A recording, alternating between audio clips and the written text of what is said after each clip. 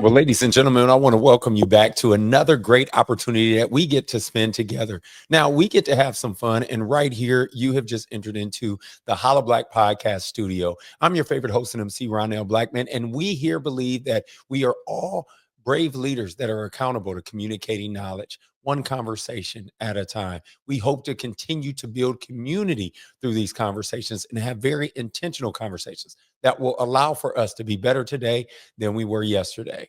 Again, as I said, I'm your favorite host and MC, Ronnel Blackmon, and I'm super excited to have this opportunity to, just share, to discuss, to think about this special week that we have, Valentine's week, the week that we get to show either someone else love or guess what? Even ourselves some love. Now, the title of this podcast is going to be, yes, the title is going to be, How Much Do You Love You? That's what I believe. Like, how much do you love you? I'm thinking to myself and, truly thinking about all the experiences that I've had throughout the years, whether it's being in a relationship or, working on some different goals that I've had set for myself and just figuring out exactly like, hey, what brings me true life? What brings me true love? What allows for me to be the very best that I can be? And ultimately, it comes through me recognizing that I have to love myself enough to be able to love someone else. We've talked about different things in the past, and I think about the scripture in Romans 5:8 that talks about God demonstrating his own love for us in the fact that while we were still sinners, Christ died for us, right? He gave up his only begotten son for us, for our lives, so that we could have everlasting life. I think about, the fact that, hey, self-love, by definition, it's the instinct by which one's actions are truly directed to the promotion of your own welfare or well-being, right? Especially in excessiveness, regard for one's own advantage. Think about this, right? Me helping you helps me. It's my advantage for me to love myself so that I can be better and love you more. Once again, how much do you love you? That's the question that I'm asking right here in this podcast episode, because I truly believe that having an opportunity to love yourself first is the essential. Ooh, hit the mic right there. I got too excited. Loving yourself first is essential for building healthy, fulfilling relationships. And here, I would love to discuss just some key principles to self-love and how they can allow for us to contribute those key principles into better relationships. So I'm gonna go ahead right here and dive in. But first, hold on. But I want to get it over here, right here. Got a little motivational quote for you. When you love yourself first, the right love finds you. Ooh, think about that. When you love you first, the right love finds you. You start attracting love. You start bringing love towards you. You start encompassing yourself in a loving space. That's what we want it to be about, right? We want to have fulfilling, loving relationships. And guess what? It starts off with self-love. Self-love, number one, the first principle is going to be, we're going to talk about it right here, know your worth. Oh, do you know how valuable you are? Do you know how precious you are? Do you understand that your value, it truly isn't determined by external validation, right? Like others may talk about how like how there's no other, how you're priceless or how things matter, but no, that outside noise, that doesn't matter. They can't tell you, external things can't tell you how valuable you are. You need to set personal standards for how you want to be treated, but then also who you want to treat you in that order, in that way. Think about it like this. Your worth is not up for negotiation. You got to love yourself first. And guess what? Again, the right people will follow. And ladies and gentlemen, you got to teach people how to treat you by the way that you treat yourself. How do you treat yourself? Do you take yourself out for, dinners? Do you take yourself out on walks? Do you take yourself shopping, right? However you treat you, you're teaching others how to treat yourself. Number two, setting healthy boundaries. Now, when I talk about setting healthy boundaries, I'm not talking about walls. No. I'm talking about filters for respect. Setting healthy boundaries allows for us to protect our emotional well-being. You hear it, you know it. You know that your well-being is very, very important. And guess what? You got to protect those things that are and have high importance. So you have to learn to say no and simply say it without any guilt. Yeah. You got to be unashamed. You got to be unashamed with just saying those two letters, N-O, no. Like that is a statement in itself. There is no other additional explanation according to if somebody asks me, hey, can you come and help me move? No. What more should I say? Like, but if you're asking me, then most of the time I might say yes, unless I'm crazy busy, which normally I am crazy busy, but that's neither here nor there. We are here to understand and recognize how those healthy boundaries that you set can allow for you to respect yourself enough to walk away from toxic situations. Ooh-wee. I know I'm speaking to some folks out there that are listening to this, that are thinking about some of the different toxic situations you may have been in the past. I know I have, whether it be business, whether it be personal. There's been some toxic situations that have caused me to feel uncomfortable, to feel, discouraged about myself, to feel lackluster, to not even want to achieve certain goals that I may even have set. So setting those healthy boundaries allows me to filter that respect that I have for me. And guess what? When you say no to others, you're actually saying yes to yourself.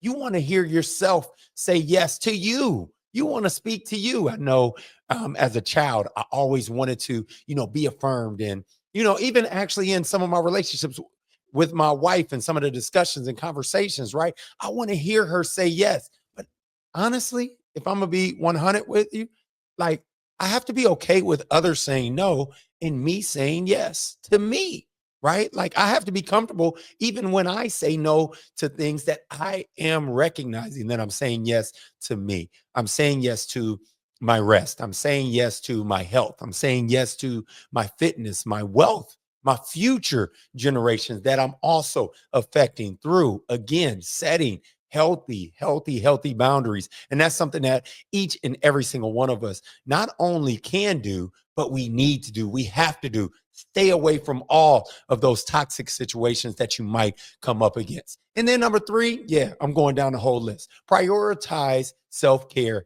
and wellness. You have to. This is a number one must. You got to nourish your body, your mind, your soul, and you got to even think about these things as healthy habits.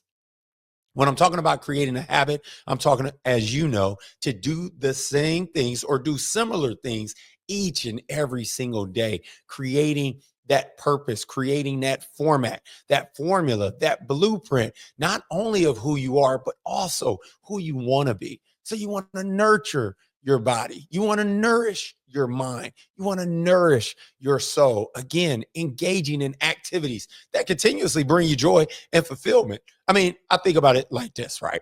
I had a great opportunity just the other day to go ride down a Silver Comet right down here in the city of Atlanta, West Atlanta, with one of my buddies. And man, what an enjoying moment that was. I mean, freeing to be outside, inhaling confidence. I got you, shop confidence, exhaling doubt, just really taking in that fresh air and having some fun with my bro as we are rolling on two wheels down the trail and just having some fun, right? Enjoying this activity and recognizing that, wow, at the end of it, 2 hours is what we did, 25 miles, that at the end of it, we burned almost 1,500 calories, right? Wow. Okay. Yeah. That's health and fitness. That made me feel a lot better when I then went to celebrate watching the Super Bowl, watching the Eagles versus Kansas City, and just really enjoy themselves.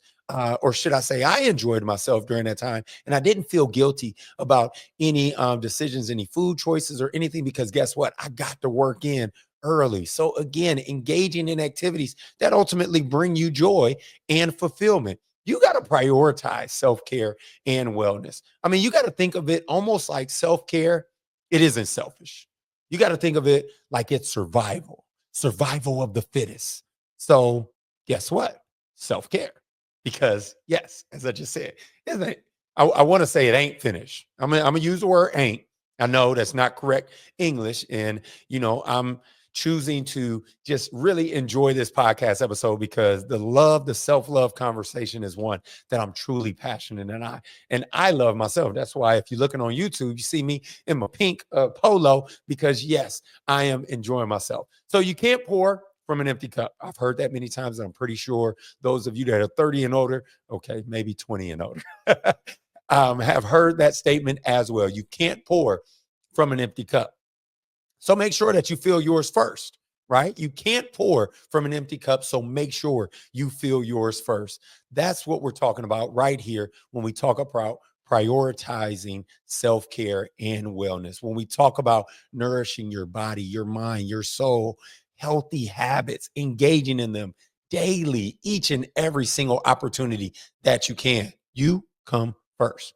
Fill your cup first. All right. So that's number 3. Number 4, develop emotional independence. Woo, this is brain power right here. This is brain power right here. Emotional independence. I don't like really agree with the idea that your heart is down here. I believe your heart is in your mind, right? I think about your heart is in the decisions that you make. You feel you may have a gut feeling, but ultimately that's some sparks that are going on in your mind, whether it's your frontal, your left, your right, whichever it might be. Okay. It's in your brain. And guess what? A relationship should enhance your life. It shouldn't complete it. It should enhance it. It should make you better. You should become a better individual because you're in a relationship, not be, oh, now I am complete because I found that perfect someone. No, you're complete just as you are. But if you could be better, that's what a relationship can bring. Okay. So develop that emotional independence. Okay. Learn to self-soothe, self-soothe, and manage emotions without relying on others. I think about the fact that a relationship should complement you, not complete you. Loving yourself enough to be happy alone before seeking happiness with someone else is key. That's a true key to finding and having a good, healthy, great relationship. Actually, a key to marriage. Like you shouldn't get married if you don't first love you. You should love you enough to be able to love somebody else, recognizing what their love, what their presence, what their mindset, what their activities, how they look, how they feel, how they respond to things, how it affects you. You should already have those filters up, not walls, filters up that allows for you to have the right individuals in the conversations and discussing and sharing and pouring into your life, right? Again, enhancing you, not completing you. Number 5, we're going to talk about practicing self-compassion. Do you give yourself a break, right? Like, are you kind to you? I know a lot of people that are kind to others and not kind to themselves. Think about the fact that when you make mistakes, you need to make sure that you are okay, or should I say, being kind to yourself and not being demonstrative, not tearing yourself down. What I can't do, what I won't do, what I will never do. Get that stinking thinking out of here. You want to be kind to yourself even when you make mistakes, and let yourself know. Speak to yourself. You might sound crazy, but speak to yourself and say, you know what? That was a mistake. That was something I don't want to ever do again. But guess what? I can do something better. I can learn from this mistake. I love it when I talk to my son, or after a sporting event, and he talks about, hey, Dad, I didn't really reach the level or the goal of winning the game, but there was a lot of lessons that I learned from it. And honestly, as a parent, that's all you can ask, right? So again, right, treat yourself with that same understanding that you'd offer a friend. I mean, think about this: the fact that you're allowed to be a masterpiece and a work in progress at the same time. Like, you are beautiful just as you are, but you also are work in progress at the same time. Wow. Like, I have an opportunity to develop. I have an opportunity to learn something, apply that thing, share it to others, and then continue to learn some more, right? I'm complete just as I am, but actually at the same time, I can't be satisfied with it. I can get better because if I'm here, there's there, right? So speak to yourself in a way that you speak to someone that you love, right? You care for, you affirm, you tell them, you touch, you show, give them those one-on-one opportunities. You need to do that with yourself as well.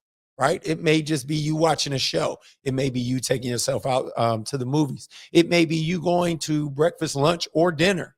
Whatever the case may be, you need to make sure that when you speak to you, you're speaking to you in the same way that you would speak to someone you love. Because guess what? Loving yourself first is the most important thing, especially when we talk about relationships. I think about the fact that even on the workspace, right? Even in like relationships are work. Let's say what it is. It is what it is. Relationships are work because yes, you are affirming somebody. You are doing something for the greater good of the both of you, right? So you should always be looking to, you know, enhance that thing and make it better the same exact way that you would a job. When you're at your desk, when you're looking at, spreadsheets, when you're looking at emails, you want to always give your best. Exact same thing within relationships. And again, exact same thing should be done to yourself. So that's number 5. Number 6, embracing your authenticity. Oh, are you being authentic? I'm right here. Hey, I'm being as authentic as I can with you as I can within, yes, understanding. But no, we're being authentic. Are you being authentic and are you embracing that, right? Are you loving and accepting yourself just as you are? I know I'm goofy. I know I'm silly. I know I can be too serious. I know I can be too intentional sometimes. I know I can be too much, right? Too big, too exciting for some folks. But guess what? I love me exactly who I am, how I am. And guess what? I truly believe that you should also be doing the same thing because the right people will be drawn to your true self. I mean, I think about all of my friends, like they accept me, they know me exactly how I am, who I am, and they love me for it. Those that might not, hey, that's okay too. You have to be very comfortable with a love it or leave it type of mentality, right? You gotta think about the fact that, you know, you want people to be drawn to your true self and not to a version of what you think that they want, right? Like, so, I like that term, fake it till you make it. But at the same time, I don't want to fake it to the point where I'm losing my true self of who I am, what I want, and where I want to be. Right. Number 7, let's keep it moving. Heal before you enter a relationship. Woo-hoo. I know a lot of broken people that get with other broken people and they end up broken up. Yeah, exactly. Right. Like they end up out of a relationship, scarred in toxic situation. That's really what a toxic relationship looks like. It is two folks that are broken, right? That enter that relationship. They both are broken entering in, and then they maybe fulfill a need in, one area or another, but ultimately because they're missing so much, right? They're unavailable to helping and healing and loving and adding to others. So we got to make sure that we address those past wounds, those past insecurities that may impact future results and relationships. I think about some things like journaling, therapy, self reflection. Those are some powerful tools that can help us to heal, right? We want to make sure that we're doing those things, especially we need to be healing before we enter those new relationships. Number 8, cultivating happiness within. Yeah, let's talk about that real quick. True happiness, it comes from not outside, but in, right? Not from another person, but in. You got to find your own joy in your own company, in your hobbies and passions. Like it's interesting that this is coming about because I'm thinking about the fact that most of the time I can't stand to be alone. I can't stand to be, watching an event or, by myself going out or doing anything. But guess what? I actually felt like, man, this past weekend, I was like, man, I'm getting a little bit mature out here. I'm getting a little wise because I'm truly enjoying this self time, right? Like thinking about the fact that I'm finding joy in my own company, hobbies, and passion. Now, don't get me wrong. I love hanging out with other people, but man, hanging out by yourself with yourself and enjoying. Now, yes, I was still texting folks. I was still, talking to people on the phone, but like being in the presence of my own, being in full control of my environment. Gosh, you got to find that. You got to get that place, that space for you to be able to do that. So guess what? Cultivating happiness within, that is another key principle that is true to self-love, especially if we're talking about helping and loving others. Okay. Number 9, communicate your needs clearly. Are you being clear with what you need? With what I feel like these are like 10 podcast episodes in one right here. Are you communicating your needs clearly? I know it can be, honesty can be tough, right? And I truly wish that in relationships, especially, different marriages, you can have that conversation like you would your best friend, like you would your buddy, right? But you got to be careful because you want to know that you are caring for another's feelings, but you also need to make sure that you are communicating your absolute needs and you're doing it clearly. Okay. Expressing what you want. It may even start off as a conversation of, hey, I really don't know how to say this. I really don't know how to get into this, but I want to share something that's true to me, right? Like that I need out of this relationship. And trust me, if that person cares for you, if that person loves you, if that person truly wants to be not only with you, but also help you become better, what are they going to do? Yeah, they're going to be there for you, right? Like they're going to hear you. They're going to listen. They're not going to run away. Now, a feeling or two may be hurt by it. That's normal. That's okay. But at least you told them. At least you didn't hide anything that would stop them from being the best that they could be for you, right? You allowing them to go through that filter by letting them know what those filters were, so to speak, right? Think about the fact that confidence in yourself makes it easier to communicate with others. When I'm confident, guess what? Nobody could tell me anything.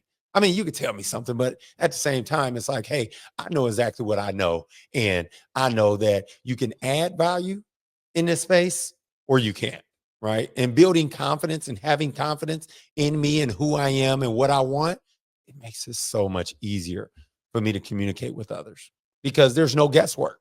There's no what if, there's no I don't know, I'm not sure, assumptions, making a you know what out of you and me. There's none of that. We're building confidence not only in ourselves by loving ourselves, but we're also allowing for us to communicate confidently with our significant others, with our friends, with our families. That communication with confidence, ooh, that's key. That's key right there, especially when we're talking about a healthy relationship. And lastly, I'm gonna end it right here. We're gonna try to keep it quick, keep it short. I know, keep it quick, keep it short, whichever. Choose love from abundance, not from need. What do you mean, Ronnel? I mean that like when you love yourself first, you attract partners who will complement you, not complete you, right? Healthy relationships, there's built on mutual respect and shared happiness, not desperation. Like when you're desperate, you look desperate, you sound desperate, you act desperate. Let's not be desperate. Let's not be thirsty.